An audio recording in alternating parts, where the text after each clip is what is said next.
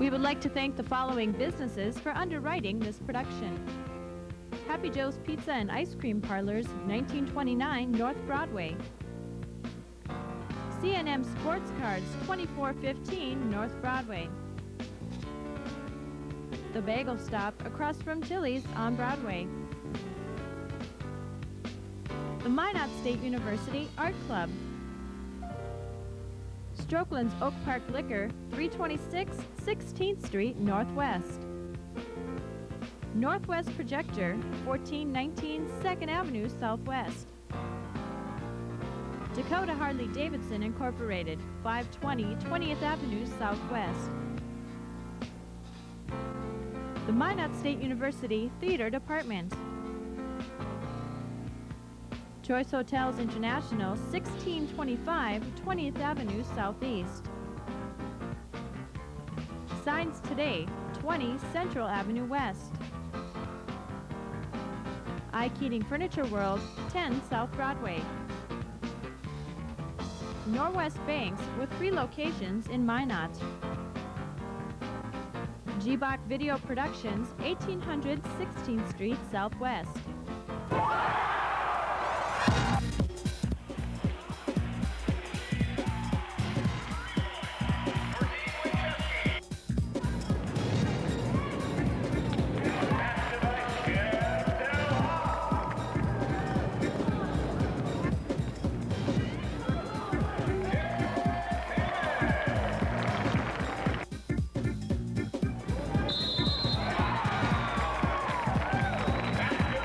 Welcome to another exciting season of MSU basketball, brought to you by the Minot State Broadcasting Department.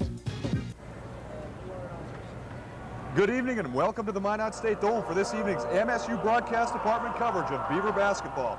Alongside me is Rick Simeon. I'm Scott Diebert. Rick, Dickinson State comes into tonight's game 5-4 in the conference. The Beavers are 3-6. Minot's playoff hopes are very much alive, but what do they have to do to get back on the winning track tonight? Well, Scott, these are two desperate teams tonight. And both of them are trying to get back on track. And MSU has to have strong games from Hammonds, Winchesky, and Luke, and hopefully get a solid contribution from Olin, who's been injured. All right, thanks, Rick. We're going to get underway here. The Beavers are going to start with Roman O'Neill, Dean Winchesky, Derek Hammonds, Kurt Scary, and Jason Horner. And there's the tip-off. Hammonds wins it. He gets it back to O'Neill. Roman O'Neill for the Beavers. O'Neill gets it back to Winchesky. Winchesky trying to set something up. Winchesky looking in the middle. He gets it to Horner. Horner along the baseline, back to O'Neill. O'Neill over to Winchesky. Dean Winchesky looks for a lane. Shots up, no good. Rebound, Jason Horner. And we're going to have our first foul tonight.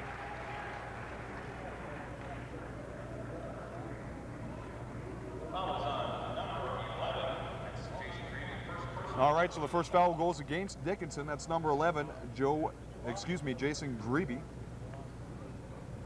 Horner to the line for the Beavers. Shot's no good. And Horner's basically stepping in for Olin now after his severe knee injury. And they need him really to step up and play a good game. All right, I talked to Steve Holland before this evening's game as Horner's second shot goes in. We'll talk about that a little later on.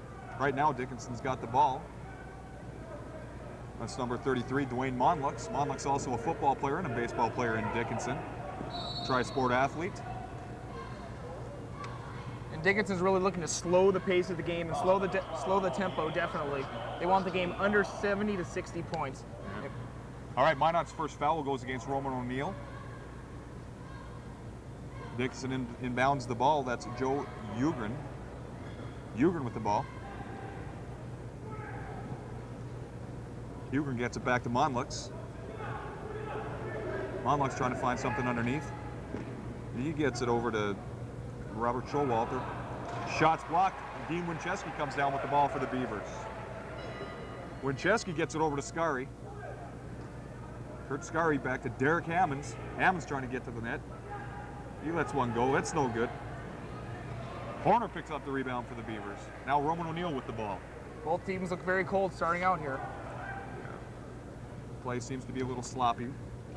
Feeling each other out. O'Neill dishes it off to Winchesky. Winchesky goes up for the basket. Shot's no good. Ball's out of bounds. It's going to be Minot State ball, Rick. Yeah, it looks like they're trying to get the ball inside right now to Hammonds, and they need to do that to be successful also. Yeah. So we'll see if they can do that here. We've definitely seen when Derek Hammonds has control of the ball, good things do happen for the Beavers. Dean Winchesky with it now. He gets it back to Roman O'Neill. O'Neill back to Winchesky. Winchesky at the three-point line. He pulls up. He gets it underneath to Scary. Scari's shot, no good. We're going to have a foul call here. And one positive for Dickinson State is that they have a healthy ball club right now, which is very important coming down the stretch here in the NDCAC. So their coach is very happy about that. Definitely. Minot State, second team foul goes against Jason Horner. So now Montlux inbounds the ball for the Blue Hawks. That's Jason Grebe with the ball. O'Neill guarding him. Grebe gets it underneath. Shots up. Montlux comes down with a rebound for the Blue Hawks. He takes it up for 2 points. Yeah, Montlux is a really good athlete. Baseball, football player, just exceptional athlete.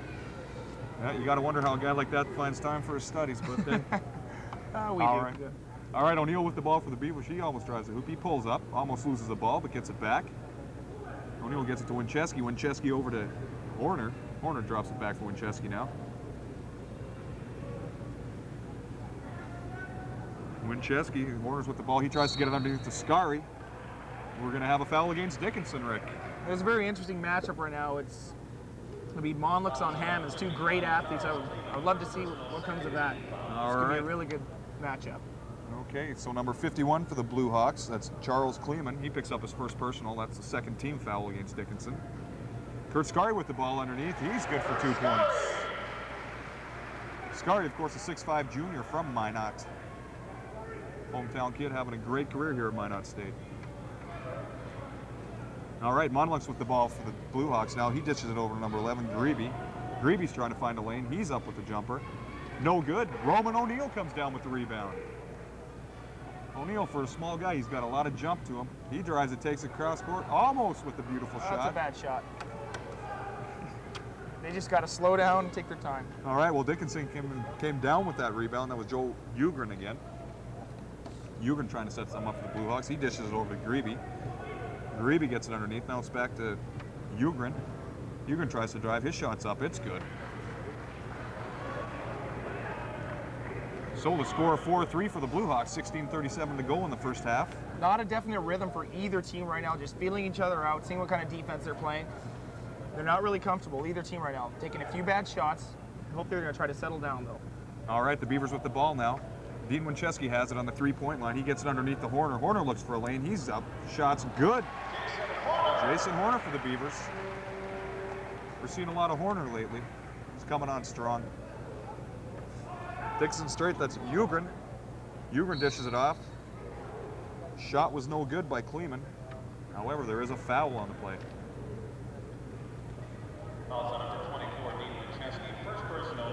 All right, Dean Winchesky picks up his first foul of the game. So Dickinson will have the ball. There you see And Coach Horner Limke. started off pretty good. There we see Coach Limke talking to O'Neill. And I believe that's Winchesky. Yes, it is. So Kleeman at the line. He'll shoot two. His first shot's good. Rick, what do the Blue Hawks have to do this evening to get any success against the Beavers? Well, like I said, when they were down in Dickinson, they shut down Hammonds, they shut down Luke, and also Winchesky with solid defense, and they slowed the tempo of the game. It looks like they're doing that right now. They're throwing mine out of a rhythm. So to start the game out, they're pretty successful. I have to agree with you on that, Rick. Minot not looking too confident so far. 16 minutes to go in the first half. 6-5 your score. Dickinson stayed up. O'Neill dishes it over to Winchesky. Dean Winchesky. He checks out the inside lane. Nothing there. He gets it underneath the Horner. Jason Horner for the Beavers. He gets it over to Neal, top of the key. O'Neill's 2-point shot's up. No good. Number 35, that's Robert Showalter, comes down with the rebound for the Blue Hawks. Beavers not showing a lot of success from the field so far this evening. All right, Grebe gets it off to Montlux. Montlux back to the top of the key. That's Joe Ugrin. Ugrin up for the layup, and it goes down. Ugrin coming off pretty strong tonight. All right, Roman O'Neill with the ball for the Beavers. He was on the right wing, gets it back to Hammonds. Hammonds to Winchesky. Winchesky on the left side, excuse me. He almost drives the middle. He dishes it back over to O'Neill. O'Neill underneath to Hammonds. Hammonds with a nice feed to Horner, and Dickinson's going to foul. And Horner, this is his second trip to the line. That was a great dish by Hammonds to Horner underneath. Fouls on number 51, Charles. Yes, it was. Jason Horner's a solid player, and he can hit these free throws. Give him a little confidence. Horner, of course, standing in at 6'2". He's a sophomore, so he's still got a couple years left with the Beavers. He came here from Bismarck, North Dakota. So Horner goes to the line. That was the second personal foul against Charles Kleeman of the Blue Hawks. Kleeman, a 6'6" senior. He plays center. He's out of Afton, Wyoming. Looking on the DSU roster here, we see a lot of people out of Wyoming here playing for the Blue Hawks. A couple out of North Dakota, some South Dakota. Yeah, they do have a very diverse lineup from the region. So Horner's second shot's up. It's good. Your score now 8-7 for Dickinson. 14:55 to go in the first half. Well, that's a quick turnover. Kurt Scarry picks the ball up. Roman O'Neill's in. He pulls up, dishes it over to Winchesky on the right side. Dean Winchesky gets it back to Roman O'Neill.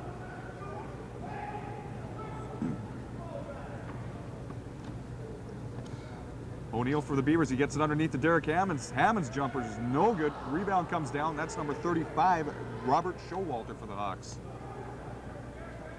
Showalter, of course, 6'5". He's very aggressive under the hoop. All right, Azure. That's Shane Azure. Azure's been a surprise for the Dickinson State Blue Hawks, coming from junior college in NDSU Bottineau last year. You know, he stands at 6'4", and he's got quite a frame on him. I'd bet the guy's weighing probably 230 pounds. Anyway, Jason Horner off of Kurt Scarry. Almost caught me off guard there. Horner underneath.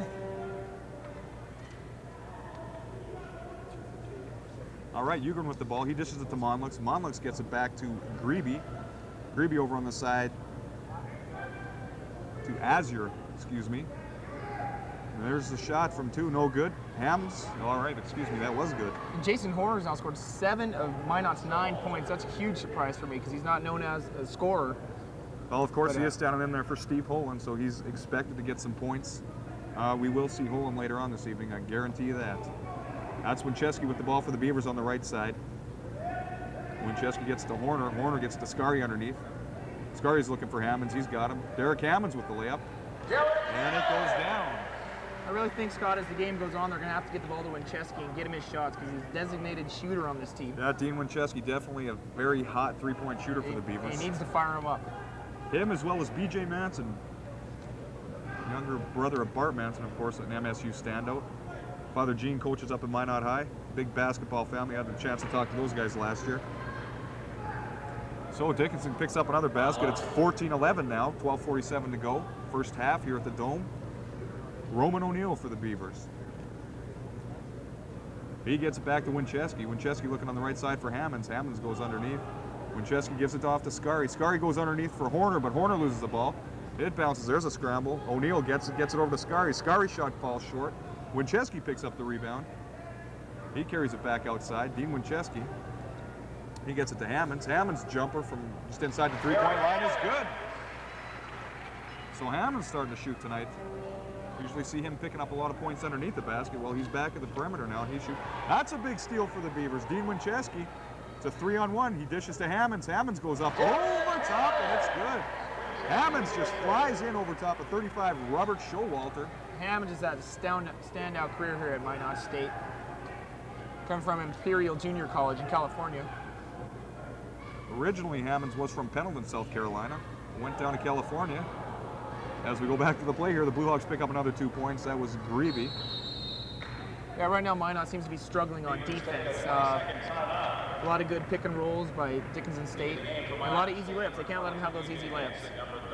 There's plenty of time, and they will come around. I'm sure. One thing you're going to see from Derek Hammonds, he's very aggressive. He will go through or over anybody. Unofficially so far, Hammonds has 6 for the Beavers. Kurt Scarry's got 2 points, and Jason Horner with 7. Like you said, Rick, a little bit of a surprise. However, you're stepping in for the big Steve Holen, you better perform. And Dickinson State's made 7 straight field goals, and Minot has to stop that.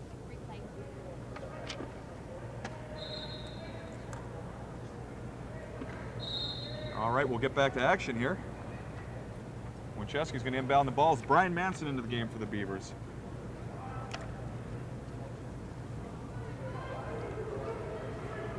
Manson, of course, a Minot kid. Gets it back to Dean Winchesky. Winchesky gets it over to Holen. Holen making his first appearance. Steve Holen back to Winchesky. Winchesky loses the ball. That's Monlux that comes up with it. He gets it back to Greeby. Greeby to Monlux. Monlux up for the nice layup. Definitely Monlux, an excellent athlete. 8 straight field goals for Dickinson State University. Yep, they're on tonight. What do the Beavers have to do to stop that? Mike Hitland gets a 2-point jump shot from just inside the 3-point line. Rick, what are the Beavers going to have to do to slow down this field goal attempt by the Hawks? Well, they're just easy shots. They're going to have to force them outside, maybe pack into a little zone or something, because Dickinson's just getting easy layups right now. All right, so that's Grebe. He dishes it off to Lenz. Lenz for the Hawks. Gets it back to Azure. Azure back to Lenz. He gets it outside to Grebe. They are in a 2-3 zone right now, so they're going to try to pack it in and let Dickinson shoot from the outside just like that.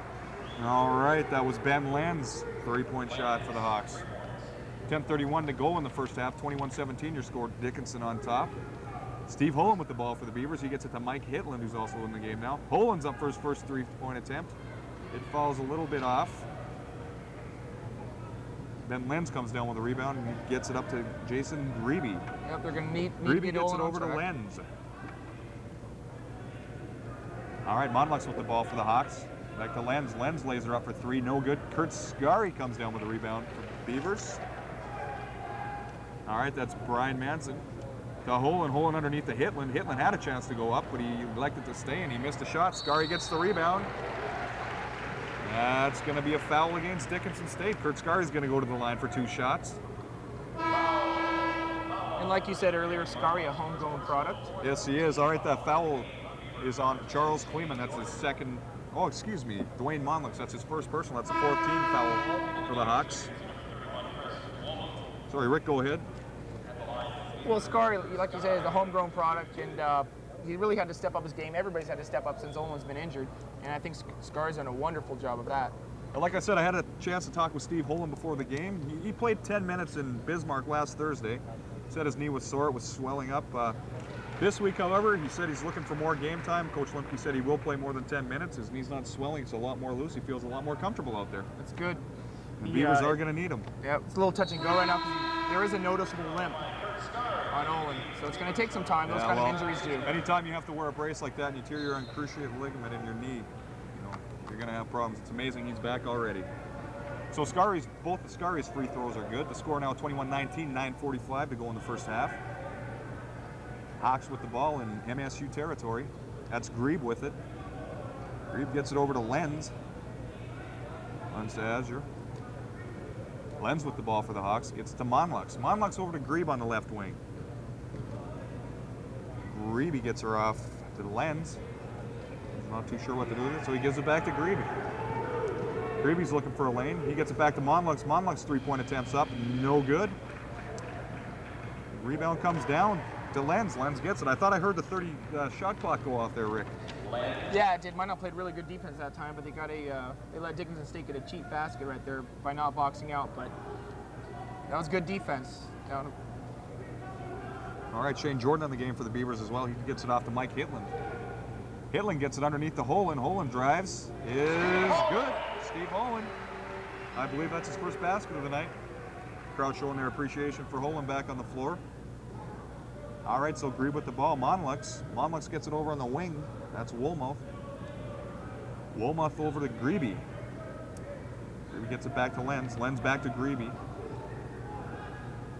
Shots up. That's a 2-point basket for the Hawks. Yeah, and Chris Woolmuth, who's just checked in from Buffalo, Wyoming, has been a solid surprise also for Dickinson State. He's only a freshman, 6'5". He's looking to improve. Looks like he's going to be around for a while. All right. Shane Jordan with the ball for the Beavers. Jordan calling out a play. Falls down, gets back up. It's a good recovery. He had a lane, dishes it off inside. No good. Rebound comes down. Grebe steals it. That was Scott Naisner for the Beavers. Excuse me. All right, Rick, what just happened there? Jordan took the charge. He's only a freshman, and Scott Nasner also, who's checked in. He's only a freshman, so we'll see what they do under a little pressure here as the NECAC conference winds down a little bit. All right, Rick, that foul actually did go against Dickinson. That's Jason Greavy. I believe he was called with the charge. So that was his second personal, 15 foul for the Hawks already. 7:49 to go, 25-21 your score. Dickinson on top. Oh, and out of bounds, that's going to be Beaver basketball. So far for the Beavers, 7 points. Jason Horner still on top. Hammond's right behind him with 6. Haven't seen anything from Dean Winchesky yet. No, he hasn't really had any open looks. Dickinson's playing tough defense on him. They know he's a shooter, so he's going to have to get his baskets other ways than just an open three-pointer, it looks like. All right, there's Winchesky on the right side. Not too sure what happened on that play. Maybe 3-second violation? Yes, I believe it was. So the lane violation goes against the Beavers. Dickinson State has the ball. This is Travis Johnson for the Hawks. Johnson, another junior college transfer. All right. A solid contributor for Dickinson. Monluck's with the ball now for the Hawks.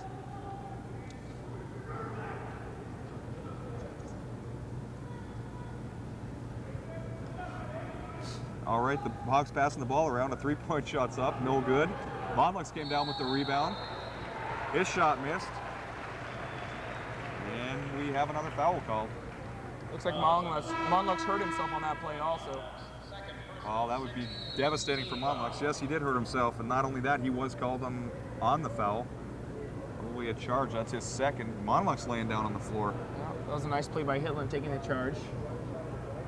Dwayne Monluck looks like he is in pain. I hope that's not his knee. You should know about that. The knees there, Scott, playing football and such. That's one thing I don't like to see happen to anybody who's an injury, especially to an athlete, someone like Dwayne Monluck. Like we said earlier, stand out on the football field, excellent basketball player. That's why I myself stick to non-contact sports, but it's just personal preference, I guess. Rick, I guess not everybody's cut out for it. I don't really believe basketball is too much of a contact sport, but I suppose that could have easily happened to you playing tennis, who knows? Yeah, you never know. Anyway, the training staff's out there taking a look at Monluck. Right now, Coach Lemke talking things over with his team. All right, now Dickinson's just playing just great man-to-man defense and not giving Minot's three-point shooters any good looks. Olin, Winchesky, they haven't had any good looks yet. In their inside game, they're missing easy shots. Rick, not only that, the Beavers have not hit a three-point shot yet this evening. I mean, we have 6:58 remaining in the first half. Usually by now, someone's on fire hitting them. Yeah, they are. But plenty of time left. I think they'll come around, and they haven't really shot many, so we'll see what happens. Okay, regardless of what the score says, 25-21 right now, Dickinson on top. I don't believe the Beavers are playing their game at all. No, they're not. They really have sloppy. To speed up the tempo a little bit, get the score up there into the 70s and 80s at the end of the game. All right, as we now take a look at the score clock, 25-21 your score, 6:58 to go.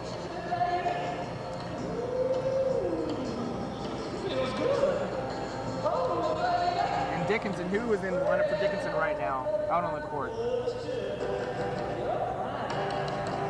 All the Hawks.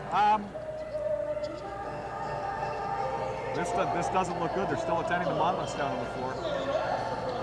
Possibly an ankle. Definitely got to hope it's not a knee for his sake, but the way he's getting up on it. That is a devastating loss to Dickinson if he does not come back into this ballgame. And the way it looks right now, he can't put any weight on that left leg. Yeah, almost looks like an ankle because they took his shoe off. Hopefully we can get Jen Kuntz down on the sideline here.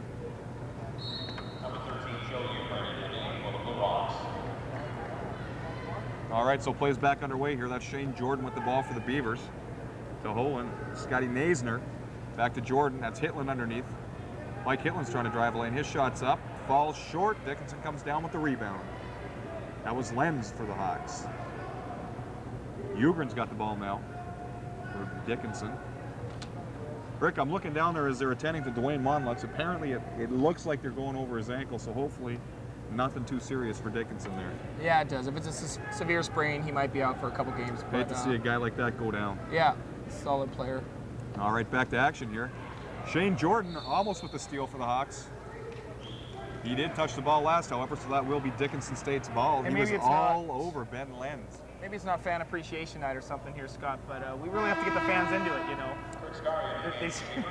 They really just don't seem to be too excited right now, so hopefully I think they might need that spark. Something definitely Minot should try to do is get the fans into the game. They seem to play a lot better at home while they got a lot of cheering going on. Yes, they do, and it is a good turnout tonight also. Great crowd, excellent crowd. Had a pretty good crowd for the women's game just prior to this as the Lady Beavers knocked off the Lady Blue Hawks.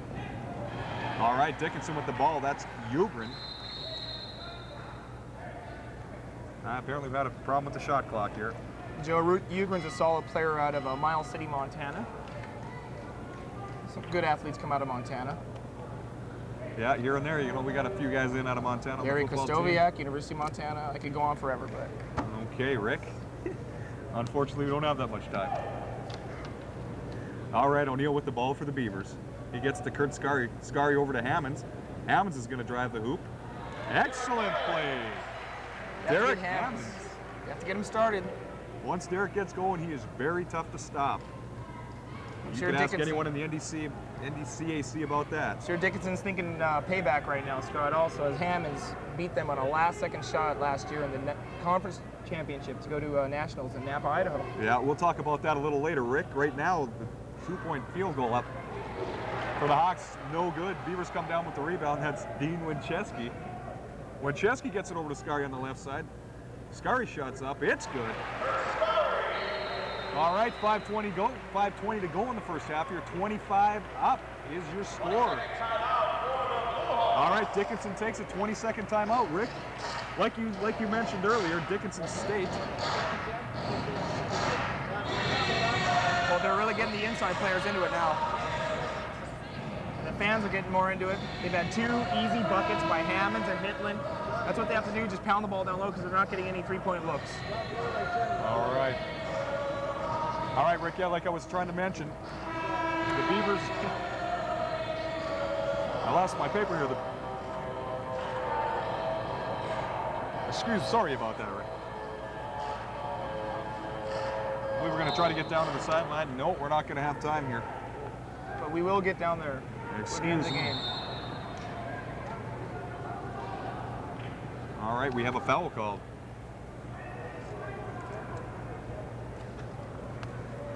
That's going to go against Minot State, Dean Winchesky. That's his second personal this evening. And both teams need a little momentum going into halftime here. So in the next 5 minutes, let's see what happens. And whoever gets the lead going into halftime, I think will be a big momentum builder. All right.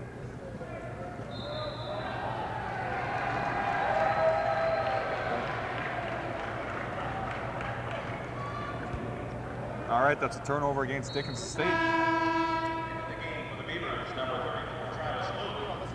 Travis Luke back into the game for the Beavers. Excuse me, Travis Luke coming into the game for the first time this evening. He's coming off an injury.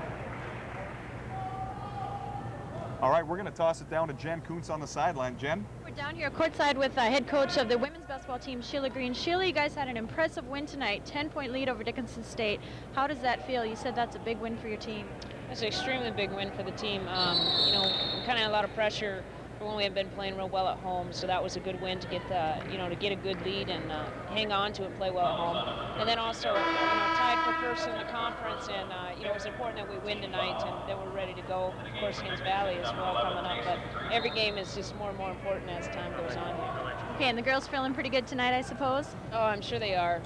Dickinson is a real good team. In fact, they were ranked 23rd in the nation. Okay. So, 16-6 overall. We just beat a real good team tonight, and it was a real good team effort. So I'm sure that they're feeling real well. Okay, congratulations to you and the rest of the girls. Back up to you guys. All right, thanks, Jen. Pick action back up here. 25 all, still the score. 4:25 to go in the first half. Roman O'Neill with the ball for the Beavers. He gets it to Travis Luke.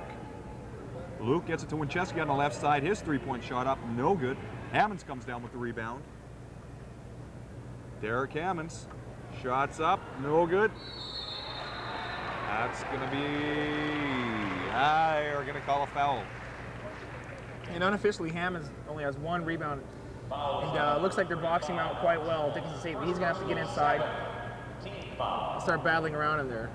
Great leaper. All right, the foul is going to go against Robert Showalter, the 6'5" senior out of Powell, Wyoming. That's his first personal. That's going to be the 7th team foul against the Hawks this evening. Travis Luke to the line for the Beavers. First shot's up and good. Luke, the 6'3" junior, he's forward from Stanley, North Dakota, so he's not too far from home. As we get ready for the second shot. No good. Derek Hammonds gets the rebound. It's up. You know, that worked out well for the Beavers. Now speak of the devil, Art.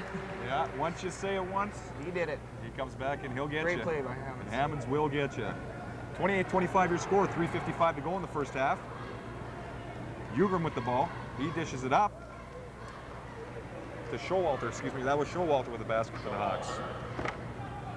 Hammonds with 10 points on the night. He's really starting to heat up now. Yeah, once Derek Hammonds gets going, it's hard to stop that train.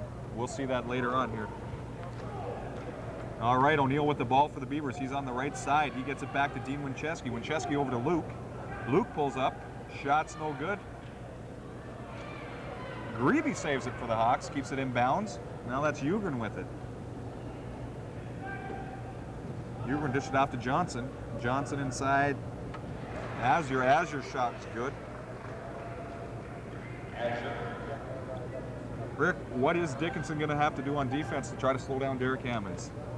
Well, Hammonds has scored basically all of his points with Monlux out of the game, which he's not guarding him anymore after that ankle sprain. And really, he's picking apart the other men who are guarding him right now. All right, Derek Hammonds is very capable of picking apart just about anybody in the NDCAC. Fouls on number 32, Derek Hammonds. However, he does draw a foul. That's going to be his second personal 16 foul for the Beavers. Into the game for the Bullhawks, number 31, Chris Moore. All right, Monmouth's still sitting down behind the Beavers basket. Apparently they're icing. Not too sure why he hasn't gone to the bench. However, he's down there. Ugrin with the ball. He gets it off to Showalter. Showalter back to Ugrin. Ugrin gets it on the left side. That's Lenz with the ball. Excuse me, Johnson. And Johnson is going to get fouled for charging. Minot's really getting in place. They're setting their feet. And that's about the third or fourth charge that they've taken. So it's very impressive. All right. Unofficially, the third charge. Good statisticians we have up here. We got great statisticians. That's Don't know what I do Kurt without and them. Robin. All right, Luke with the ball for the Beavers. He gets it underneath the Scary. It's going to be another lane violation against the Beavers. I believe that's their second one this evening. Fouls on number 42 of the Beavers, Kurt Scary. All right, it's not a lane violation. That's foul is going to go against Scary. First personal 17 foul. Lenz just checked in. He's from Ashton, Idaho. A long ways from home he is. He's a great contributor to the ball club, though.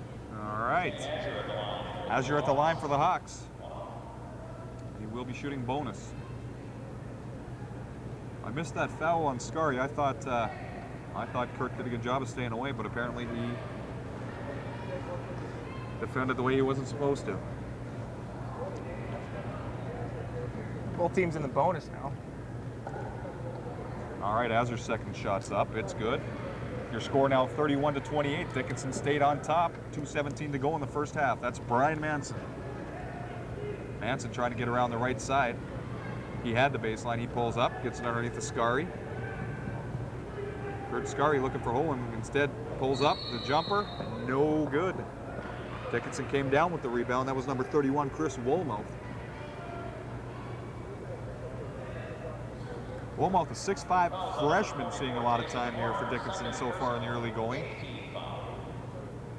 It's kind of amazing, Scott, to me that not one Minot State guard has scored yet. There's 2 minutes left in the half. Yeah, So they really have to get them going. The Beavers are going to have to get it going in the second half, and I guarantee you Coach Dick Lemke will stress that in the halftime. Foul went against Horner. Horner was called with his second personal. That's Ben Lenz at the line for the Hawks. His first shot was good. Second shot's up, no good. Kurt Scary came down with the rebound. That's Brian Manson with it now. Manson on the left side. He gets back to Steve Holen. Holen gets it off to Travis Luke. Luke tries to drive. He loses the ball out of bounds. It's going to be Dickinson State ball. Travis Luke trying to get it going early here. He's, of course, been hampered by a hip flexor injury most of the season. Coming back in, slowly working his way back into the lineup for the Beavers. He's playing strong. He was crucial to their title run last year. They made it to the national tournament. Kurt Scary, as well as graduated players Jason Harris and Bart Manson. All right. 3-point shot from the Hawks up, no good. They came down with a rebound. Ball's batted out of bounds. That's going to be Minot State ball.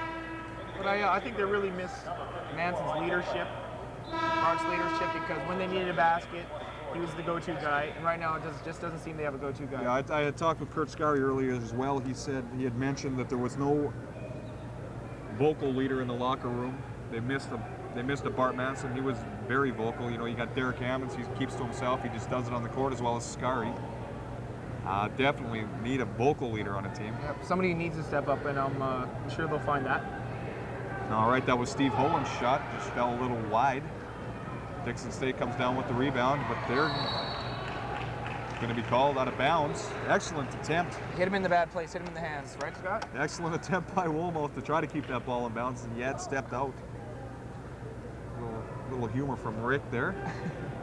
Hit him in the hands. That's a good place to hit him, yeah. Honestly, that humor, but... All right, Bart Manson with the ball now. Excuse me. Dean Winchesky. Winchesky gets to Hitland.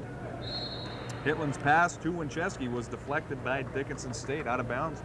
It's going to be Beaver basketball. 57 seconds to go. 32-28 your score. Dickinson still on top. Mike Hitland gets the ball into Kurt Scary. Scary underneath, shots up, no good. Rebound comes down. That is going to be Azure for the Hawks. All right, 46 seconds left. Dickinson's going to try and kill as much time as they possibly can. They want to go into the locker room at the halftime, still up on the Beavers. That was Lenz to Grieb. He drops it back. That's Azure with the ball now. Azure over to Johnson. Grieb. Brian Manson comes down with a rebound for the Beavers. BJ Manson gets it back to Dean Winchesky. Winchesky underneath to Steve Holen. Excellent play by the Beavers. Winchesky saw Holen wide open underneath the Hawks basket. That's a big confidence boost for Olin. He has to get it going. All right. Every basket helps. 5 seconds left, 32-30 your score. The Beavers are going to try to stop the Hawks here. There's a 3-point shot, no good. Unbelievable. How could they leave a guy like Steve Holen open? Wide open. Yeah, that was just... All right, Rick, I don't mean to cut you off. We're going to go down to... We're going to let her down to Jen at the sideline with Coach Dick Lemke.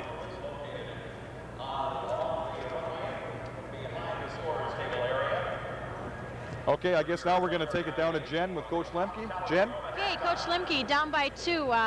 Any comments about the first half you can offer us here? Need more points, that's for sure. We just defensively have given up a few easy baskets. I think our biggest problem has been at the other end, where offensively we're hurrying the shot. We're not making in-close baskets. There's a lot of baskets, a lot of shots around the basket, and we've got to finish in there and do a little better job on the board in the second half. Okay, Dickinson playing up to par as you expect them to? Yeah, they're solid. You know, they don't make a lot of mistakes, and they made some big baskets there for a while and built a little bit of a lead, but I think we'll get back in the hunt. Okay, thanks, Coach. Thank you. Good luck second half. Coach Lemke, back up to you guys.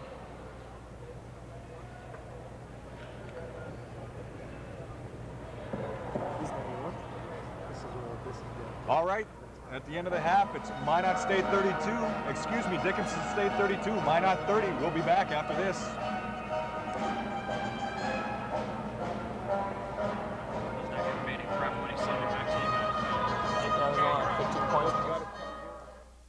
The Minot State University Broadcasting Department would like to thank the following businesses for underwriting this production. Happy Joe's Pizza and Ice Cream Parlors, 1929 North Broadway. C&M Sports Cards, 2415 North Broadway. The Bagel Stop across from Tilly's on Broadway. The Minot State Art Club.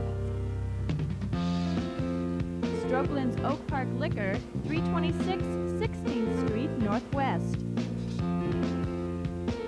Northwest Projector, 1419 2nd Avenue Southwest. Dakota Harley-Davidson Incorporated, 520 20th Avenue Southwest. The Minot State University Theater Department. Choice Hotels International, 1625 20th Avenue Southeast. Signs Today, 20 Central Avenue West. Keating Furniture World, 10 South Broadway. Norwest Banks, with 3 locations located in Minot. G-Box Video Productions, 1800 16th Street Southwest. Alan Kurth Olds Aurora, across from Roosevelt Park on Burdick Expressway East. MSU campus newspaper, The Red and Green, located in the student publications. Night Train Pizza, 1701 South Broadway. The Minot State Athletic Department, located in the MSU Dome. Glenfield Grocery and Lunch Counter, located in Glenfield, North Dakota. Target in Dakota Square Mall. Radio Shack, located in the J.C. Penney Court of Dakota Square Mall. Simeone Enterprises, Portland, Oregon.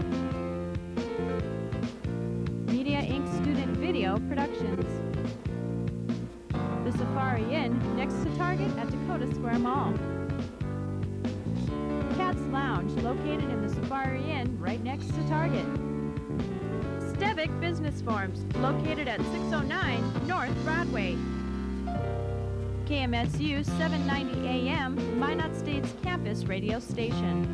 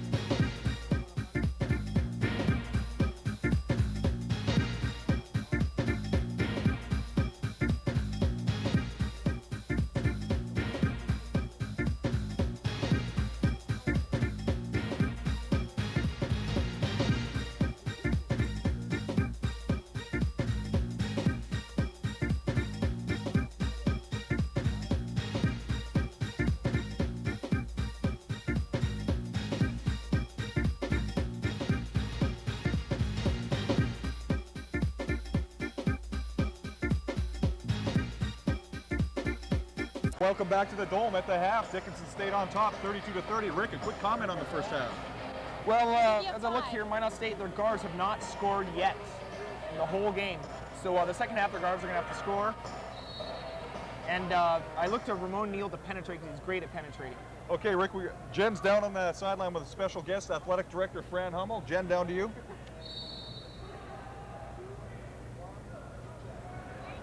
Okay, welcome back. We're here at the start of the second half of the Minot State University versus Dickinson State Blue Hawks basketball game. Talking with Fran Hummel about some improvements that may be needed on the Dome. Now, you mentioned tomorrow is going to be a decision made. What kind of decision is going to be made exactly? Well, tomorrow basically there's a public hearing with the expansion to the All Seasons Arena, and part of that funding, people have probably seen in the paper, the last $300,000 of it is for the improvement to the dome floor if it does get passed. So the public hearing tomorrow night really isn't a vote. It's just a way for the councilmen to get a public opinion. The vote actually would come in a week. So we're going to be present at the public hearing to answer any questions that they might have as far as the floor. Okay, and it looks like the Dome is pretty popular here tonight. We've got a pretty good crowd here to see Minot State play. This is a good rivalry, but you know, we're conflicting with the Lax Burlington and Minot Ryan, and hopefully Thursday night will be just as good or better. Okay, good luck to the Beavers, right, Fran? Thank you. On. Huh? Have a good day. We'll go back upstairs and join the game already in progress, the second half. All right, back to play-by-play here at the Dome. 32-32 your score, 19:03 remaining in the half. Scarry inbounds the ball to Manson. Brian Manson for the Beavers. He gets it over to Dean Winchesky on the left side. Winchesky gets it underneath the Hammonds. Traveling called against Derek Hammonds. That's going to be the first turnover of the half. Hammonds had a solid first half with 10 points. Shot 5 for 9 from the field. And now they really need to get him some more shots because he's having a really good game. All right, like we said earlier in the first half, Derek Hammonds will be a key to Minot's success here tonight. Like I said, 32-32 your score. Very close game. The Hawks with the ball now. That's Grebe. Grebe gets it underneath to Showalter. And traveling will be called against the Hawks. Showalter, so that's the second turnover of the half. Only 18:35 into the second half. Rick, some first half stats? Yeah, Hammonds had 10 points, Horner 7, Scarry 6, Olin 4, and Mike Hitlin 2. All right, that's Dean Winchesky. He's up for the two-point jumper, no good. Dickinson comes down with the rebound. That was Travis Johnson. Now Joe Ugrin with the ball. He gets it back to Johnson. Johnson back to Grebe. Grebe finds the drive lane. Shot no good. Kurt Scarry comes down with the rebound. He gets it up to Brian Manson. Brian Manson to Derek Hammonds. Hammonds with the excellent dish off to Winchesky. Winchesky just couldn't get the shot off. Excellent pass by Derek Hammonds. Now Winchesky with the ball, or Brian Manson, excuse me. That's stolen by Ugrin, excuse me. Ugrin up for the easy layup. He misses. Brian Manson comes down with the rebound. Joe Ugrin missed the sure thing, Rick. Yeah, he really needed to make that basket. He got caught in the air and didn't know what to do with it. All right, and then Hammonds comes back for another basket with the Beavers, so that's 10 points for Hammonds. No. That's a huge 4-point swing. All right, so your score 34-32. Minot State on top for the first time today. 17:29 to go in the second half. For Dickinson State, Azure scored 8 points in the first half. Len 6, Monlutz 6, Ugrin 4, and Showalter 4. All right, sorry, Rick, back to Monlutz. Apparently, he possibly sprained his ankle. They're not sure. He will go in for x-rays tomorrow. He is in an extreme amount of pain right now. It doesn't sound very good for Dwayne Monlutz, the tri-sport athlete out of Dickinson State. Back to action here. Blue Hawks with the ball in the Beavers' end. Pass underneath. Basket's good. That was Showalter for the Hawks. Now Manson brings it up for the Beavers. Brian Manson gets it over to Winchesky on the left side. Dean Winchesky back to Manson. Manson underneath to Scarry. Scarry goes up for the jumper. That's good. 36-34. Beavers up by 2. 17:04 to go. Second half. Minot really needs easier shots like that because they only shot 38% in the first half, and to Dickinson State's 50. So they really need to get easier shots inside like that. All right, Rick, that's Johnson with the ball right now. Johnson trying to drive a lane, runs into Kurt Scarry. Scarry, knockdown on the play, is going to be called with the foul. Kurt Scarry's a fairly big kid in there for Minot State. Stood in there, got ran over, laid on the floor, gets called with a foul. That's his second. That's the third team foul for Minot State. Just over 3 minutes into the half, Minot State with 3 team fouls already. Dickinson has 0. Both teams combined have only hit 1 3-pointer, which is a surprise. They haven't taken that many. Yeah, Minot 0 for 2 and Dickinson 1 for 5. Excuse me, Scott. That's all right. You usually see guys like Winchesky and Manson and Holen, of course, out there for the Beavers, lighting it up from the 3-point line. Yeah, Winchesky 0 for 4 so far, but I'm sure he's going to get it going in the second half. All We're right, going to run some plays for him. I'm sure the head coach of Dickinson State was concerned about Minot's 3-point attack. And as we say it, Manson gets up. That's a 3-pointer. Looked like his feet were way over the line on that shot. I'd like to see a replay I'm not on gonna that. question But that, that was a really nice stroke by Manson. Let's see if he can get it going. All right, so the Beavers now up by 5. That's Showalter for the Hawks. Shot no good. Steve Holen comes down with the rebound. Now Brian Manson with the ball. Manson brings it up over the half. He gets it over to Kurt Scarry. Scarry trying to find something. He's got Holen underneath. Holen loses the ball, gets it back. Now we're going to have a foul called against Dickinson State. That's going to go against number 25, Travis Johnson. That's his second personal. That will be the Hawks' first team foul of the half.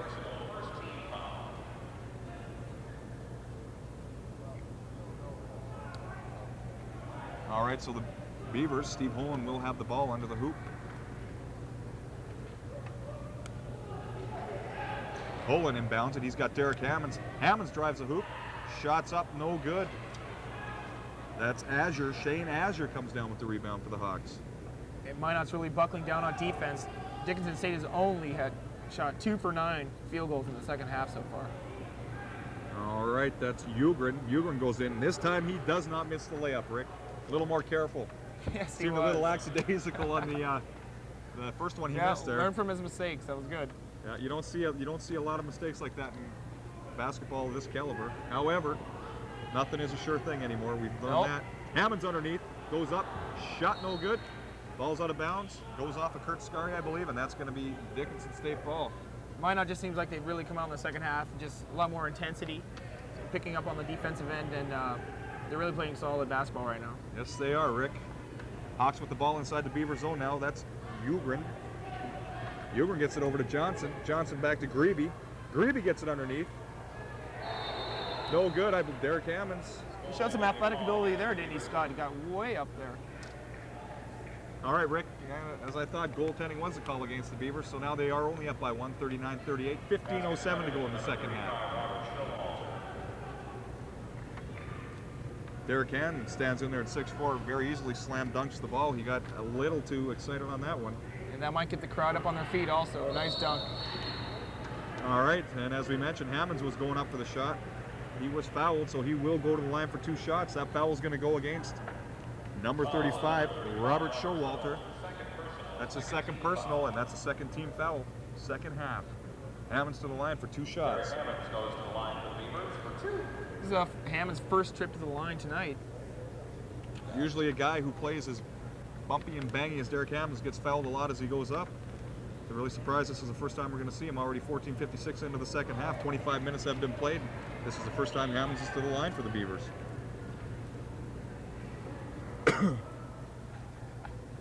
All right, Rick, did you notice any changes in the Beavers' defense coming out at the half? No, I didn't. They just seem to play with a little more intensity, like I said, and really concentrating more on making Dickinson take tougher shots because they were getting easy layups in the first half. And see if they can keep it up, Scott, because they're looking good right now. All right, Dickinson State takes a timeout. 40-38 your score. Minot on top. 14:50 to go. Rick, we're going to talk a little bit about the underwriters here.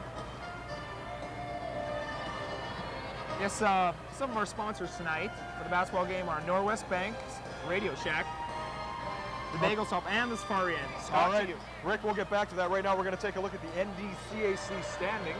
Mayville on top at 8-2 in the conference. Jamestown in second at 7-2. And there you have Dickinson in third place at 5-4. Mary at 4-5. Brookston a surprise at 4-6. And the Beavers in seventh spot at 3-6. And then Belly in lone last. And they will make a trip here Thursday night. And they're at 2-8. And like I said, there's a couple more underwriters we'd like to thank tonight. Target, Katz Lounge, Alan Kruth, Olds Nissan, the MSU Athletic Department, the Red and Green newspaper here on campus, Dakota Square, Choice Hotels, Night Train Pizza, Media Incorporated, Simeone Enterprises, and Happy Joe's Pizza. Okay, Rick, like you mentioned earlier, the Beavers are streaky. Mayville on top of the conference at 8-2. The Beavers did beat the Comets in Mayville this year. However, when Mayville came to town, Mayville beat them at home. The Beavers have shown that they can beat anyone in the conference. Yeah, they beat Mary Handley at home by over 20 points. It's just a matter of whether they can get it going, and right now is a good time to start to get hot. You don't want to peak until the end of the season. And as we're coming around, now would be the time to peak for the Beavers. It would be, and if they could beat Dickinson State here today, that would be that'd be one game on their way.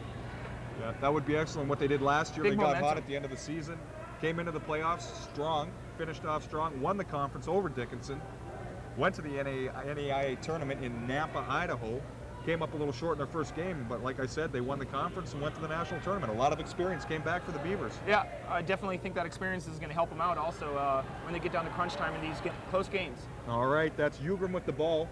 The rebound head came down to Azure, gets it off to Ugrim. Now that's a basket for Dickinson. We're all tied up at 40 now, 14-13 to go in the second half.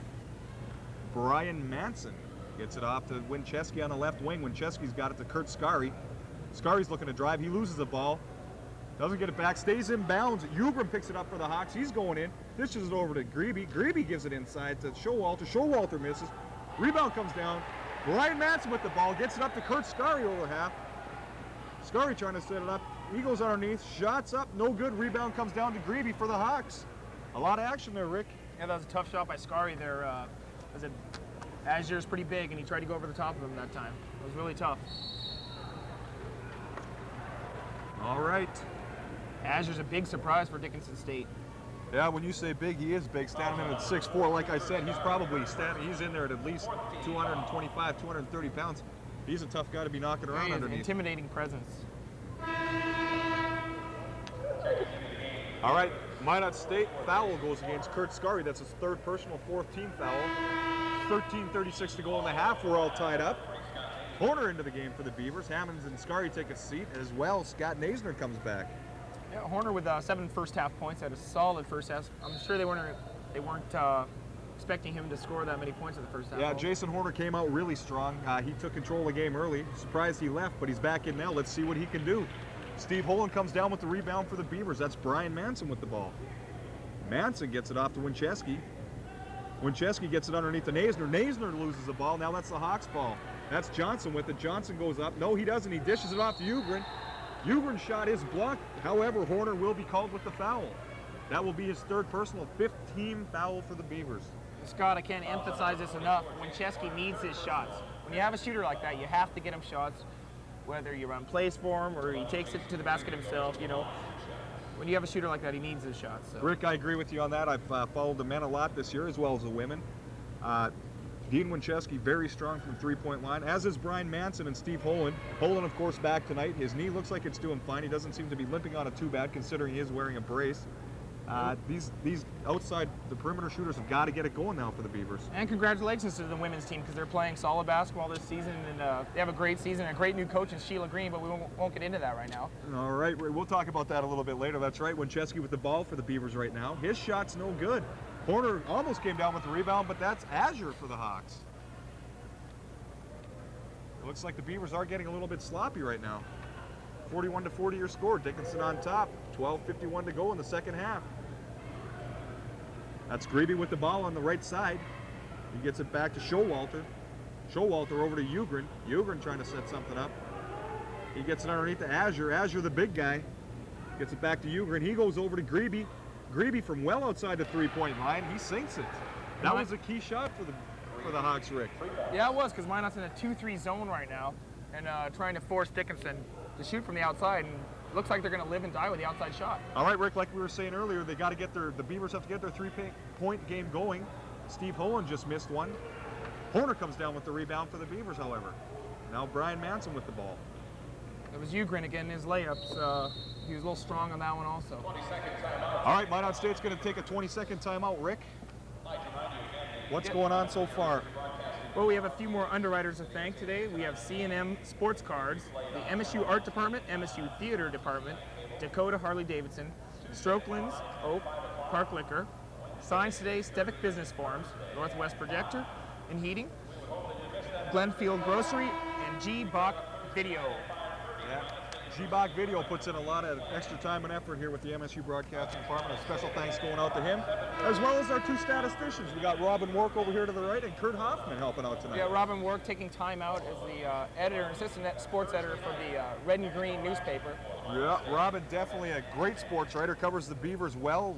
Any sport they got here, from track all the way up to football, basketball, you name it. Robin's on top of everything. Many a story about you, Scott. Well, whatever, Rick. Okay, we're back to live action here. Brian Manson with the ball for the Beavers. Steve Holen's got it on the right side now.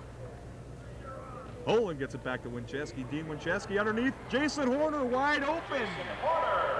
That's twice I've seen that tonight, Rick. What is Dickinson doing? Well, if Winchesky's not going to shoot it, he's going to make the nice no-look pass there. That was a beautiful pass. Didn't look. He just found Horner open wide underneath, and that was a good play. Maybe Minot State can get something going now. All right, that's Showalter with the ball to Grebe.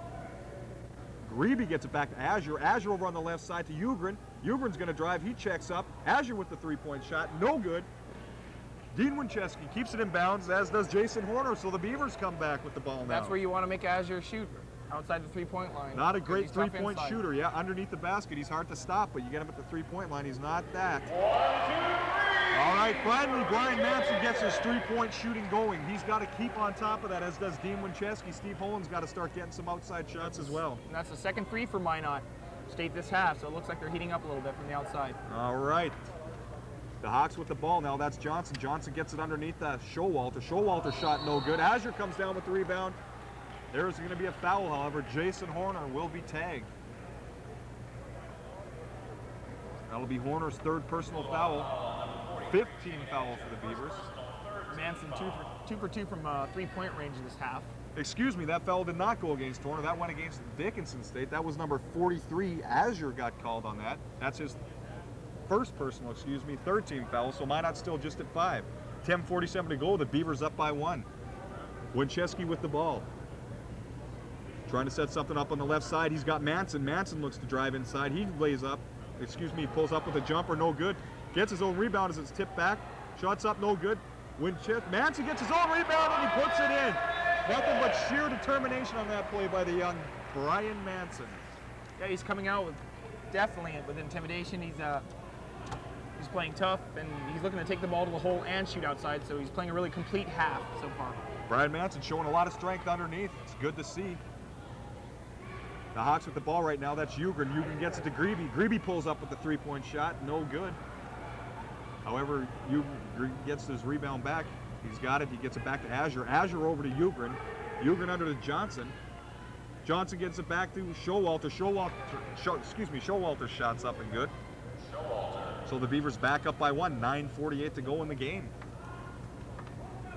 Dean Winchesky with the ball for the Beavers. That's Steve Holland. Holland underneath. He'll be fouled. Scott, I have to wonder why Ramon Neal's been sitting on the bench the whole second half.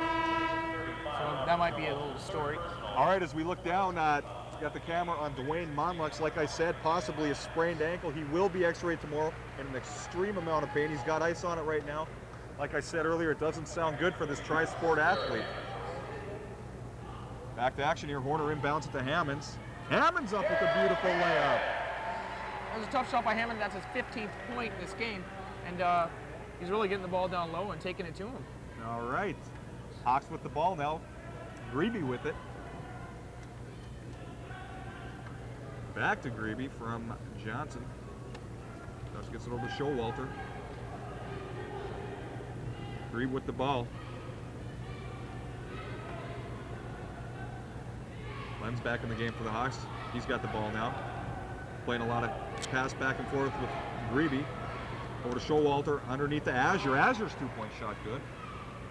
Showalter with 8 points in the second half. Another player from Wyoming on the roster for Dickinson State. Now we're seeing a lot of Showalter this evening. Of course, listed as a starter. He hasn't sat out much. He's been on the court most of the game. Scotty Naisner for the Beavers. He is fouled on the play by that same Azure.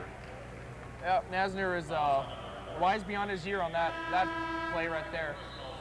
He must be in a theater class, I think, Scott, possibly. Well, I'm not too sure about that, but Naisner stands at 6'6". This kid is a freshman out of Wolf Point, Montana. Definitely going to be a huge asset for the Beavers in the future. We drew the foul nicely there. Yeah, coming in as a freshman here, he's seen a lot of time in the second half of the season. Excellent player. I'm really impressed by what he's doing on the court for the Beavers. So Hammonds has the ball for the Beavers now. He gets it over to Winchesky. Winchesky looking to get things going. Gotta wonder if he's gonna start laying up for some threes. Over to Naisner. Naisner underneath the Hammonds. Hammonds drives the hoop, and that's 2 more for Hammonds. It's Hammonds with 17. He's really coming alive here. Definitely the leading scorer for the Beavers tonight. Like I said earlier, he's underneath. He plays tough, and if he's on, look out opposition. Like I said, Hammond's just killing Dickinson once again. All right, we got a little something on Scotty Naisner. He was found in an all-star game by former Beaver assistant Lance Wesson. Lance, of course, was an assistant coach with the Beavers last year. He's out of Havre, Montana. A standout All-American, I believe, at Northern Montana State, Northern Montana for the Lights. We've seen him play at the Dome here earlier. Fouls on number 40, Scott Naisner. All right, so Naisner picks up his first personal of the game. That's the 16th foul for the Beavers. Kurt Scurry back into the game for the Beavers. And the fans seem to want to get into it, but Minot State really has to make a huge play, and I think they will come alive a little more. All right, definitely the Beavers do want to get their fans into the game here. They do have a good crowd on hand tonight. Rick, back to last year, the Beavers. Playoff game here against Dickinson. It looked like it was out of reach, and the Beavers pulled it out of nowhere. Bart Manson's pass from right there on the Minot State sign, underneath to Derek Hammonds. Hammonds tipped the ball in with 0.3 seconds left to put it into overtime, and of course, the Beavers beat the Blue in overtime and went on to the national tournament. Yeah, that was an amazing play. I don't think anybody expected it. It was wonderful for the fans here at Minot, I think, to have them go to the national tournament. Really put Minot on the map, basketball-wise. And Hammonds with another basket, and like we said, all that experience from last year came back. They lost 2 starters from last year. Roman O'Neill filled in for Bart Manson, of course. The Beavers not in bad shape at all this year. They got a lot of people wondering what is going on with them. Just 3-6 in the conference, right? I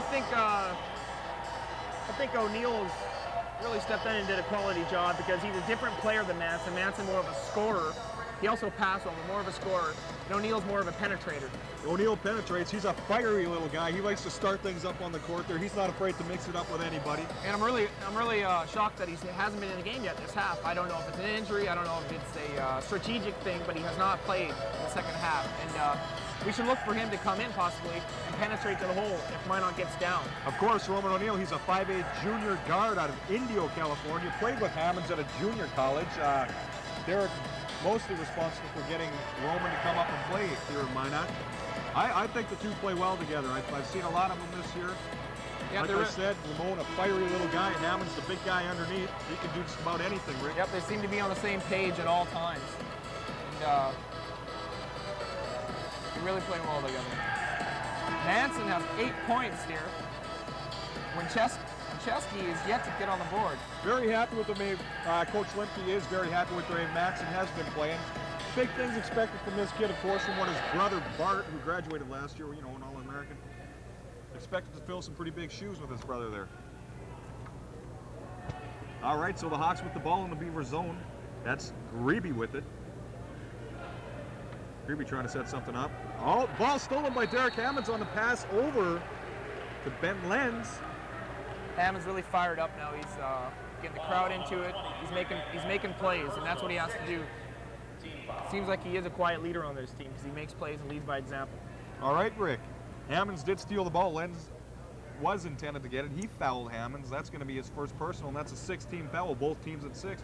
7:36 to go. 53-50 your score. Minot State on top. Dean Winchesky with the ball for the Beavers. He gets it to Brian Manson.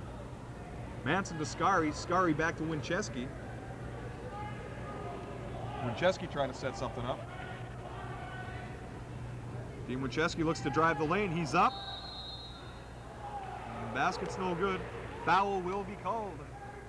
I believe that's going to go against Dickinson State. Yes, it is. Jason Grebe called on the foul. That's his third personal, 17 foul. And this is a solid half of basketball Minot's put together so far, Scott, because they're beating Dickinson at their own game, actually, which is a very low-scoring game. And Minot's taking the lead. They're up by 3 points, and they're just playing a solid second half. Excuse me. Yes, they are, Rick. Robert Showalter back into the game for the Hawks. He went to get set down to catch his breath. The 6'5" senior out of Powell, Wyoming. Winchesky, this is his first point of the game. Are you surprised by that? Very surprised. Winchesky usually lights it up from the three-point line. Not too sure. Dickinson doing a good job of keeping the big Minot shooters from shooting. They're being forced to go underneath with it, making guys like Derek Hammonds come up big. Kurt Scary. All right, that shot was blocked. That was number 50 for the Beavers. Brian Inches into the game. That was a big play. However, Fouls on number 22, Brian Manson. First personal. all right, the foul was not against Inches. That was against Manson. That's his first personal, 17 fouls. So the Hawks will be shooting bonus. Manson, of course, his first personal. Not a big foul guy. You don't hear Manson picking up a lot of fouls. Azure to the line. He gets his first his first free throw. This is an important game right here for Dickinson State because they have Mary after this and then Jamestown. If they go to Jamestown, they need to win at least 2 out of these 3 games, get a little momentum going in the NDCAC conference, the playoffs. All right, so Azure's 2 free throws are good. Brian Manson with the ball gets it up to Dean Winchesky. Winchesky on the left side. It's it underneath to Inches. Inches pass Almost picked off. Can I say picked off? Yes, I can. By number 23, Ben Lenz. However, it goes off his fingertips and it's out of bounds, so that will be Beavers basketball. Yeah, I thought you saw goalposts out there for a minute, or? Well, Rick, not really, but it looked like a pick to me, you know. I know how it is. Same kind of thing here. All right, that's Dean Winchesky with the ball for the Beavers. Winchesky dazzling around a little bit. His shot comes up short. Dean definitely not on his game tonight as far as shooting goes. All right, Scarry's going to come down with a rebound, but he will be called with a foul. And Minot has Valley City on the 15th, and then they go to Crookston to end their season. And then go to the NDCA playoffs after that.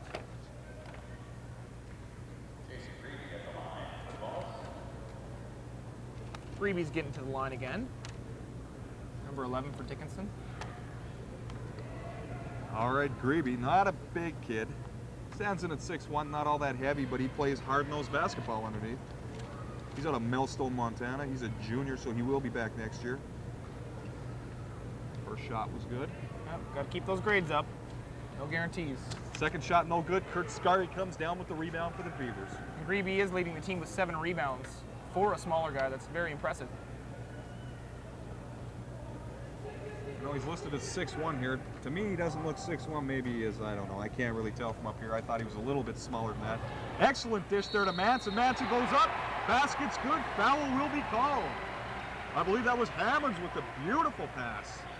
It was a huge shot by Manson. Huge. Excellent concentration by Manson, so the shot's good. He's really picked it up here in the second half, and he's been the key to the second half. Manson and Hammonds, that's basically the story of this game. All right, so Manson was fouled by Azure. Manson finishes off the three-point play. It's like Manson and Hammonds are battling for that MVP player of the game here afterwards, Scott, that we're going to award. Rick, and Steve give out. Boland back into the game for the Beavers now. That gift certificates to Dakota Square Mall. Okay, Rick, you're just getting a little bit silly on me here. Hawks with the ball in the Beavers' end. That's Lenz with it now. Lenz gets it underneath the Showalter.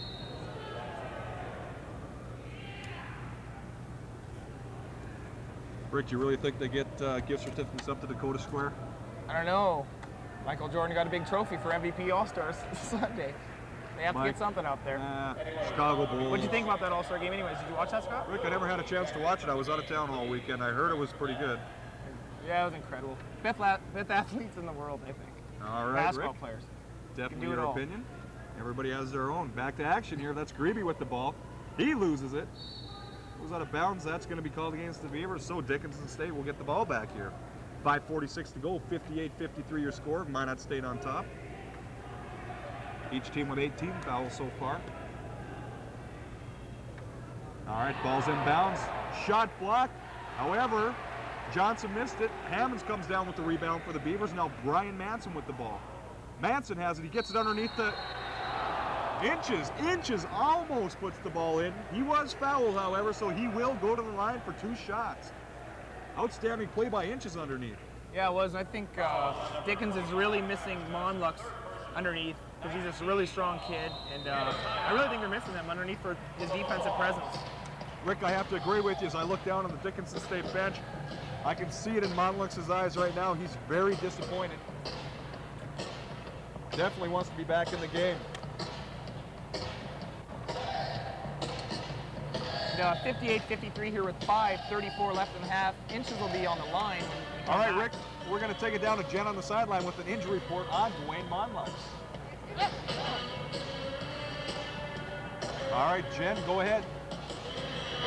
Okay, we're talking to the Dickinson State University trainer, Benny Probotsky, about Dwayne Monlux, who's hurt last period. What can you tell us some information on him? Right now, the only thing we can definitely say was a inversion, type of ankle sprain, but it's pain is localized on the posterior calcaneus. So tomorrow, we're going to take him in for x-rays, and that's basically what we're going to start with, and to rule out any kind of calcaneal fracture. Okay, and he's definitely out the rest of the game, is that right? But the game he's out, yep. Okay, hard luck. Let's go back upstairs now.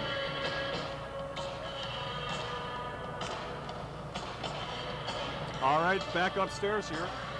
One thing I've noticed, Rick, Dickinson brought along 3 cheerleaders here. You know when they play football, you see when they were at Mary, Half the school shows up, come to Minot. The other half the school's here.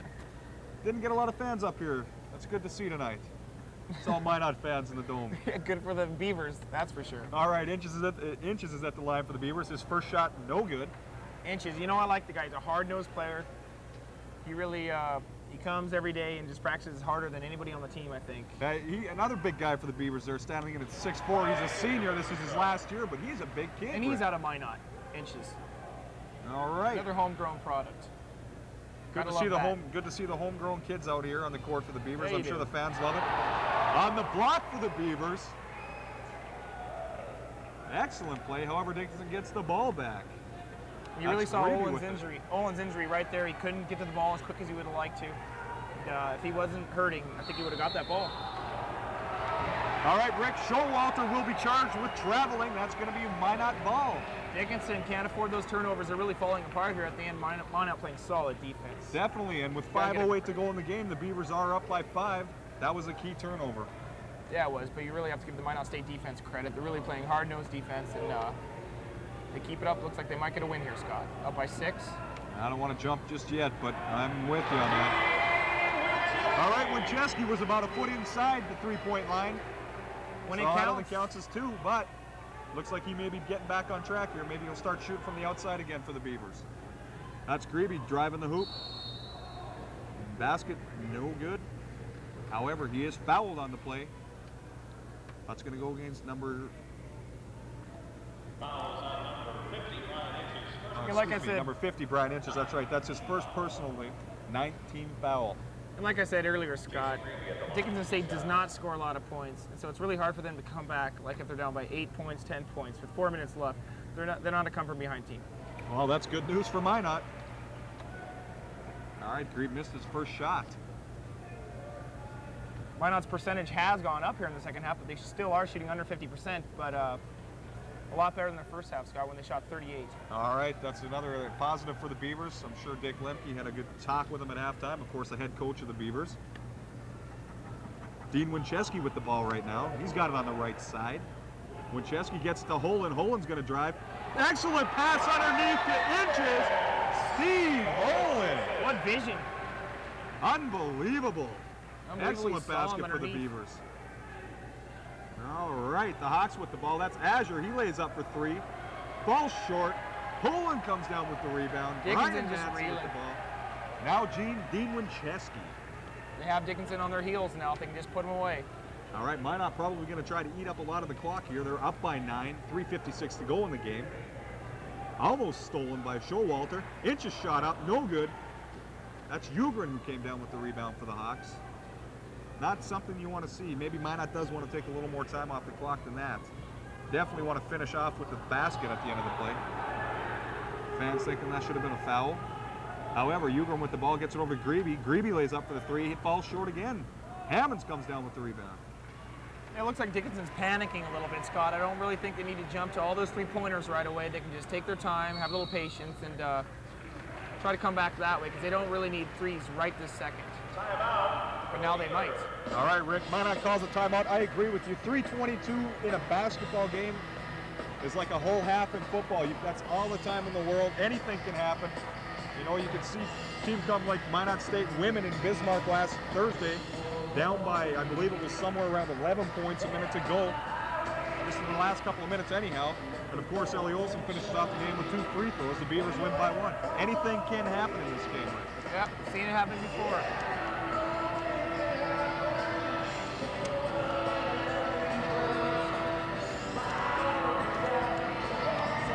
Then, like I said before, Manson with 10 points, Hammonds with 19, the 2 leading scorers for the Beavers.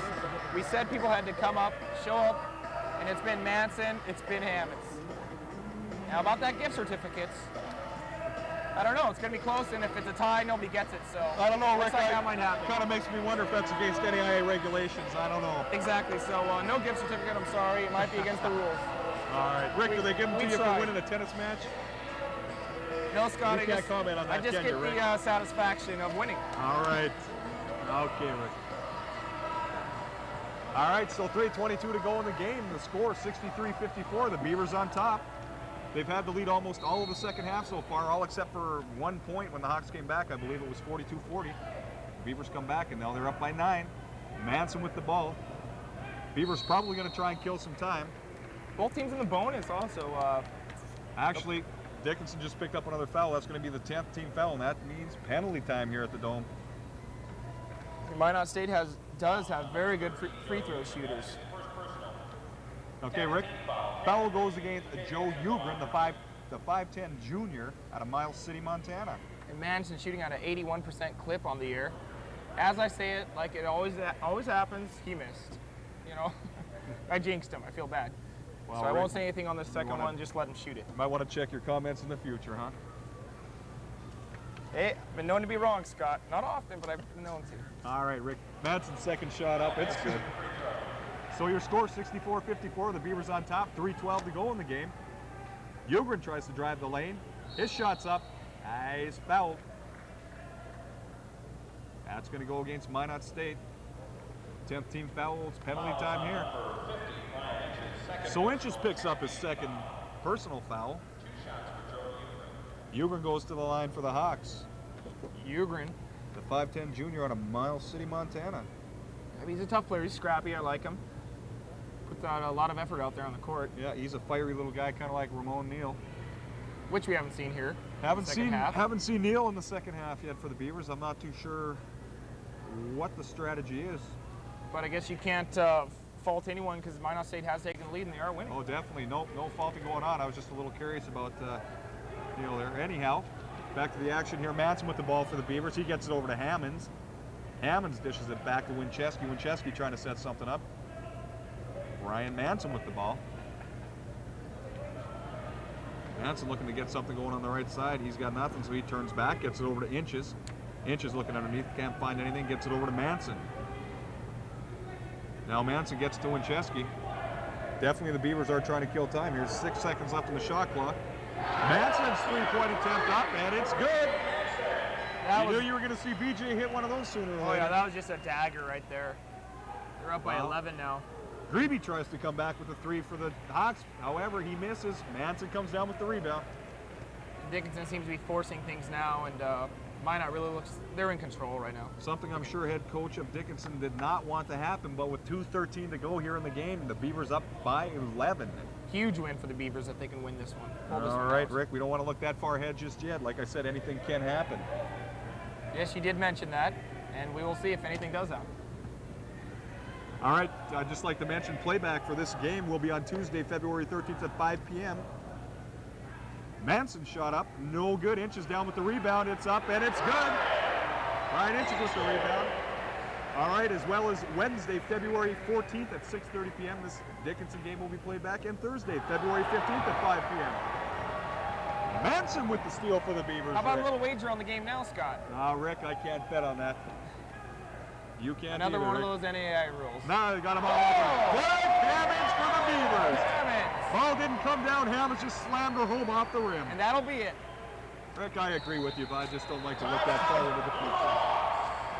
All right, 1:19 to go. The Blue Hawks call a timeout. Minot State up 71-56. Rick, go ahead and give it to me. What do you got to say? Well, Minot finally got the crowd involved, and when they're involved, Minot does good things. Hammonds with 21 points. Just exceptional. Hammonds and Manson have been the story tonight. Winchesky's had an off night, but that's okay. Other people stepped up. And that's excellent ball movement by the team. Good passing by Holland and Winchesky. And looked like it was just a matter of time before Minot State got the feel of the game.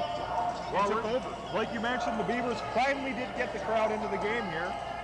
Everybody hopping around. We've even got some people heading out right now. 1:19 to go. Minot State has the greatest crowd in the NDCAC, I think, whether it be football, basketball. They're an explosive crowd, Scott. Well, they've been known to get up off their seats every now and then. Yes, they have. I've even seen one at a tennis match or two.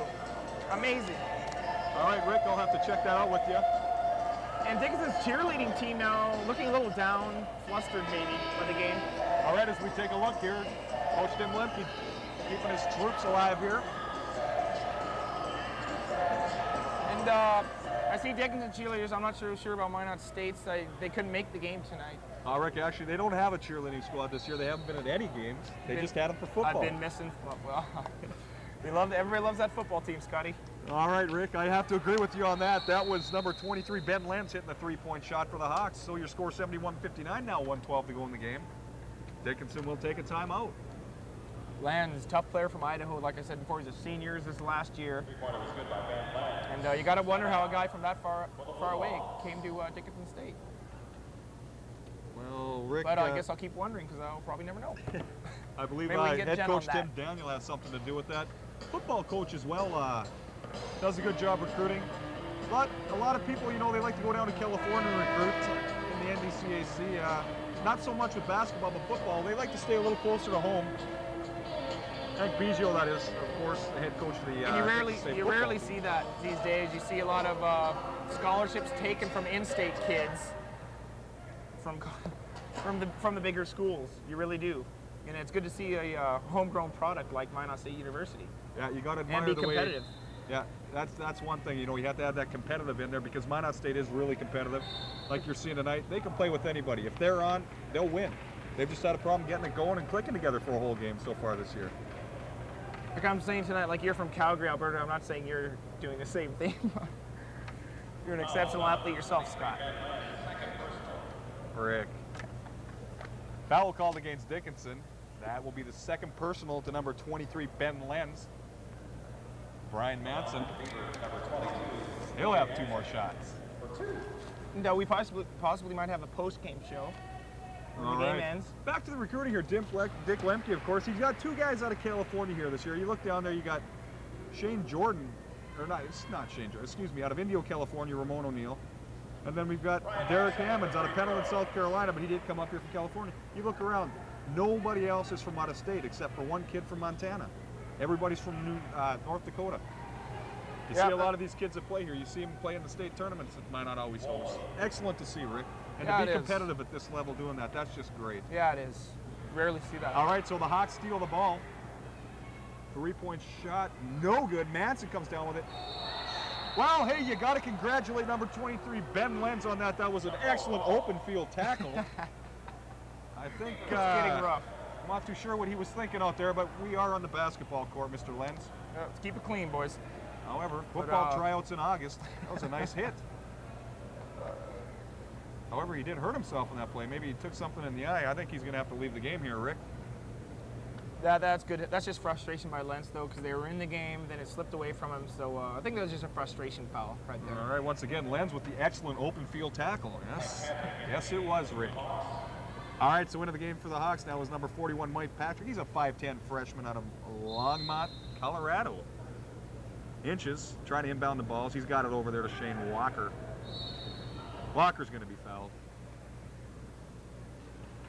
It looks like Dickinson's emptied out their bench now. Most of the starters sitting right now. So I think the coach has given up on this one.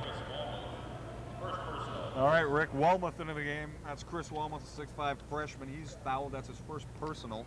Dickinson probably going to pull most of their starters out here pretty soon. Not much hope. 73-61. The Beavers up by 12. So I guess Dickinson 43 seconds to go. Dickinson looks forward to playing Mary, I guess, now. That will be, I believe that's in Bismarck as well, is it not? No, actually that one is at home at Dickinson. Okay. Then they go to Jamestown to end their season. All right, that's going to be 2 very tough games for the Hawks here. At 5-4, they're going to be 5-5 tonight. They could very well end up 5-7, but then again, they could end up 7-5. You know, you never know. And Minot will have a chance to end up 6-6 on the season in the NDCAC with 2 more wins, and they can beat Crookston. They proved that. All right. And Valley City as well. You know, I'm pretty impressed with the way I watch Crookston play. They're at 2-8 right now in conference play, and really that isn't too bad. Crookston, their first year in the NDCAC, they were a 2-year school. We're going to see a lot from Crookston, not only on the basketball court, but in every varsity level sport. They're going to come around. Yeah, people will hear of it, word of mouth. They'll get the recruits in there, and Crookston is going to be solid. They have good athletes right now. Of course, the NDCAC, one of the better conferences to play in the NAIA across the country. A lot of talent up here in the North Dakota area. It is, and the best, I believe, right now is the West Coast. You have your Pacific Lutherans. You have your Linfields. Always on top in football, those folks are. Western Washington. But NAIA is a really underrated Underrated all around. Great athletes come out of there. Often overlooked because of the caliber at the NCAA level, but you cannot overlook the NAI. A lot of great athletes. Look at Scottie Pippen. You know, I believe Barry Sanders played in the NAI somewhere as well, too. A lot of good athletes come out of there. Anyhow, Inches went and took a seat for the Beavers. He came in and did his job. He had a strong game. So the foul went against number 41, Mike Patrick. That was his first personal. Winchesky going to the line for the Beavers for 2. You got to give credit to Winchesky. He didn't give up. He didn't really get that frustrated. He just kept playing his game, and he's ended up with a solid game. Yeah, I half. believe Dickinson really did an excellent job tonight of keeping Winchesky and B.J. Manson as well out of the game from the perimeter. Tough man-to-man defense. However, Rick, they did manage to get the ball inside and work some magic underneath. And of course, 75-63 your score right now, 25 seconds to go. The Beavers are going to win this ball game. Travis Johnson just threw up a 3-pointer for the Hawks, and they will take a timeout. So with 25 seconds to go, 75-66, the Beavers are up by 9 against the Hawks. Rick, a little analysis here. Well, Minot State just pulled away with this game with about 9 minutes remaining. It was a close game. I believe it was 53-50 at that time, and their passing was excellent. They were seeing men underneath who were wide open, and a couple no-look passes right there by Winchesky and Olin, and just excellent passing around to Hammonds, who was just tough underneath in the first and second half, the whole game actually. And Manson turned it on, and they really did an excellent job. All right, Rick, Kurt Scotty with the ball. He inbounds it to Winchesky. Winchesky up to Manson. Manson would walk on the 2-on-2. Manson likes to keep it and kill a little bit of time. Dean Winchesky back to Brian Manson. Manson holds on to it. Beavers hope to not even have to get a shot off here just to end the game. 8 seconds to go. Brian Manson with the ball. Manson sneaks away, gets it over to Hammonds. Hammonds is going to go up. Hammonds will be fouled. No, he won't be. My mistake. Hammonds will be called for traveling. Exactly 2 seconds to go at the Dome. And that's about the only thing he's done wrong tonight. Little travel call, but it's innocent, and that's all she wrote, Scott. All right, Rick. Travis Johnson's air ball no good. End of the game, Minot State wins 75-66. There we see Coach Dick Lemke.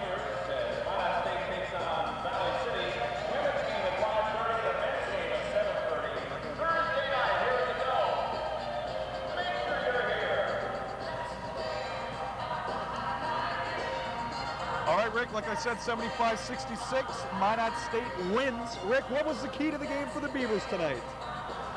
The key, they came out with huge intensity in the second half, played tough defense. They had a 2-3 zone going right there and making Dickinson shoot from the outside. Sorry, Rick, we are going to go down to Jen Coos. She has a special guest on the sideline right now.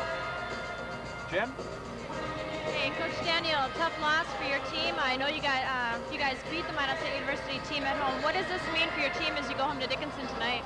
Well, coming into this game, we had 1-game lead on University of Mary and Crookston, and we could control our own destiny, and we needed to come up here and get a win. And unfortunately, that Beavers played really well tonight, and I don't think we had one of our best games. And you go on the road, it's tough to play, but I think it's a case tonight where the Beavers just came out and played a lot harder than we did. It looked to me like they wanted more than our kids, and therefore, they've created a lot of breaks for themselves. So, it's one of those situations where we're kind of disappointed we didn't play as hard as we thought we should have to come up here and have a chance to win.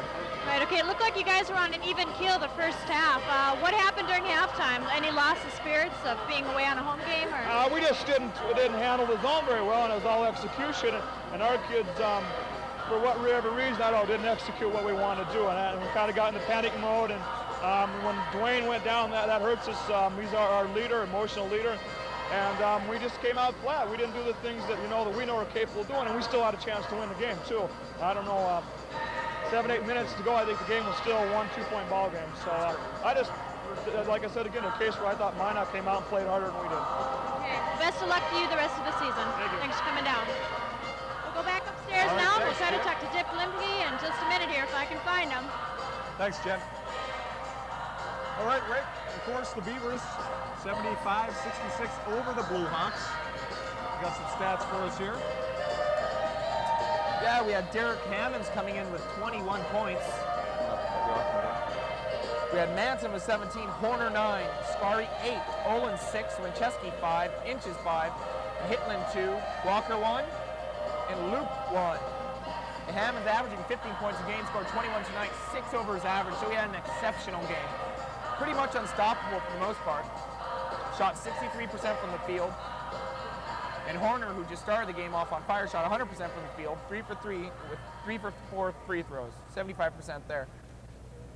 And Manson, 3 for 3 from three-point range. That was impressive, wasn't it, Scott? Very much so. And we have for Dickinson State, Showalter led them with 12 points. Ajuri also with 12 points. Lentz with 9, Creeby with 8, Ugrin with 8, Monlick 6, Walmuth 6, Kleeman 4 points, and Johnson with 3 points. All right, Rick, we're going to take a quick break here, for a commercial break, that is, and we'll be back with the post-game show.